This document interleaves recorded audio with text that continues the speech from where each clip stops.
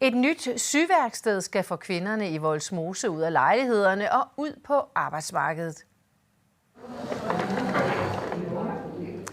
Det er noget af det, som bydelssøster Ejsel Hagi vil ændre på med det nye syværksted, som er blevet til med midler fra Vollsmose Bestemmer. 2 gange om ugen mødes kvinderne her i kælderen under Vollsmose-centret, hvor de lærer at sy hen over en snak med hinanden.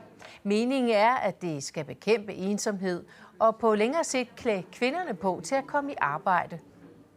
Det er en mulighed for at finde job. Og anden mulighed også, de kan lære at sy til sig selv, til deres familie. De kan lære deres døtre. De kan komme her og hygge med de andre og snakke sammen. Komme lidt ud for frisk luft. Ja. Jeg er rigtig glad. Jeg har mødt med nye kammerater, eller nye veninder, eller hvad hedder de, nye mennesker. Så det er et godt sted at være her.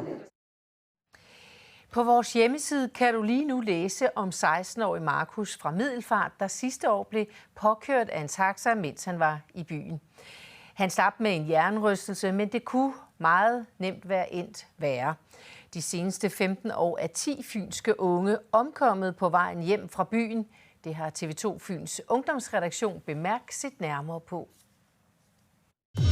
I løbet af de seneste 15 år er byturen endt på den værst tænkelige måde for 10 unge fynboer. Jeg har fået en forståelse af, at det er Mark, der døde nede ved søen den aften.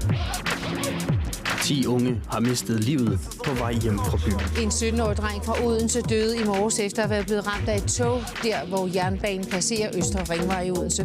Hvordan sikrer vi os, at det aldrig sker igen? Man kan jo prøve at sætte nogle barrierer op, så man ikke kan falde i så nemt. Det kunne være både med beplantning, det kan også være med hegn. Allerede fra første sted til andet sted, der er der folk, der falder fra. Ja. Og der er ikke nogen, der ved, hvor de bliver af. Nej. Er det normalt? Ja.